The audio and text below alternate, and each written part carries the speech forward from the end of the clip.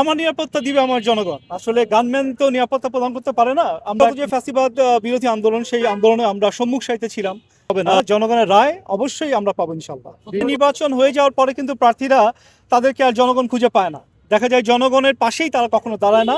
হয়তো মাঝে মধ্যে ঈদের টিদে দেখা যায় তাদেরকে হঠাৎ করে অমাবস্যার চাঁদের মতো, পূর্ণিমা চাঁদের মতো। তো আমরা আসলে চাই যে নির্বাচন যদি হয়ে যায়, আমাকে যদি জনগণ নির্বাচিত করে, ইনশাল্লাহ জনগণ আমাকে সার্বক্ষণিক পাশে পাবে। তাদের যে কোনো ধরনের সমস্যায় আমি তাদের পাশে থাকবো এবং সেটা সমাধান করার চেষ্টা করবো ইনশাল্লাহ। দীর্ঘদিন পরে আসলে একটা নির্বাচন হচ্ছে, যদিও বা একটা দল নির্বাচনে নেই, একটা বড় শ্রেণী নির্বাচনে নেই, কিন্তু যেহেতু অনেক দল, বাংলাদেশে প্রায় সব রাজনৈতিক দলই নির্বাচন অংশগ্রহণ করছে, জনগণ স্বতঃস্ফূর্তভাবে আসবে আমরা আশা করছি। এবং মুক্তিযুদ্ধের চেতনা, গণতান্ত্রিক ধারা অব্যাহত রাখার জন্য, সুশাসন প্রতিষ্ঠার জন্য জনগণ অবশ্যই এবার আসবে এবং তারা ভোট দেবে।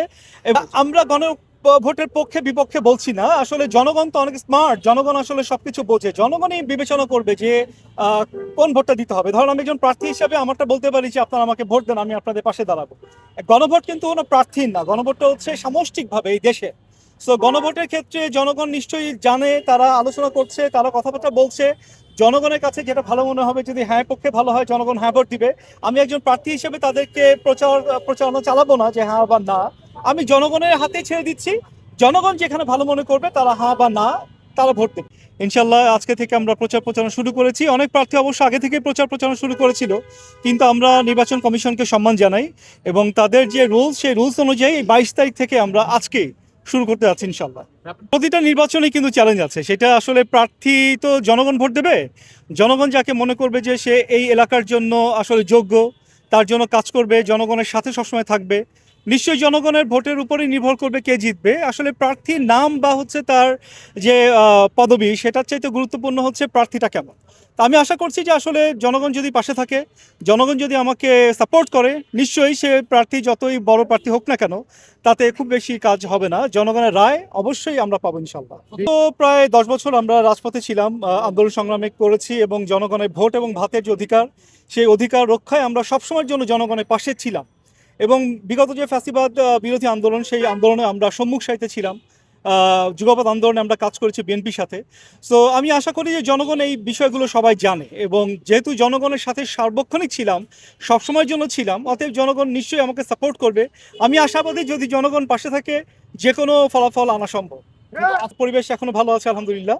আমরা চাইবো যে নির্বাচন কমিশন অবশ্যই নিরপেক্ষ অবস্থান বজায় রাখবে এবং নির্বাচনের দিন পর্যন্ত তারা যদি নিরপেক্ষ অবস্থান বজায় রাখে, দীর্ঘদিন পরে একটা নির্বাচন হচ্ছে, যে নির্বাচনে গণতান্ত্রিক রায়টা ফুটে উঠবে। যদি নির্বাচন কমিশন সুষ্ঠু থাকে এবং তারা যদি নিরপেক্ষ থাকে, সরকার যদি নিরপেক্ষ থাকে, এখনো পর্যন্ত লেভেল প্লেইং ফিল্ড চমৎকার আছে। আমরা আশা করছি এই ধারাটা অব্যাহত থাকবে। আমার নিরাপত্তা দিবে আমার জনগণ। আসলে গানম্যান তো নিরাপত্তা প্রদান করতে পারে না। আমরা মুসলমান, আমরা আসলে ইসলাম ধর্ম পালন করি। যেহেতু মুসলিম হিসেবে আমার জন্ম একবার, মৃত্যু একবার। মৃত্যু যদি থাকে তাহলে আসলে আপনি যতই গানম্যান নিয়ে চলেন না কেন, যতই আপনি নিরাপত্তা রক্ষী নিয়ে চলেন না কেন, আপনার মৃত্যু কেউ ঠেকাতে পারবে না।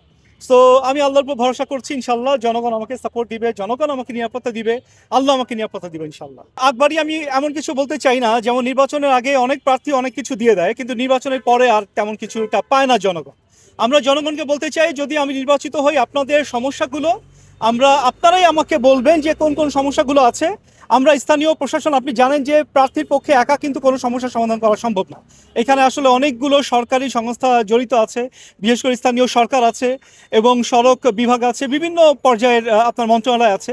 তো আমরা চেষ্টা করব জনগণের যে সমস্যাগুলো আছে সেগুলো আমরা জনগণের কাছ থেকেই শুনবো, জানবো, এবং সেই অনুযায়ী আমরা যেই সংশ্লিষ্ট মন্ত্রণালয় আছে তাদের সাথে আলোচনা করে আমরা সমাধান করবো ইনশাআল্লাহ। আমরা তো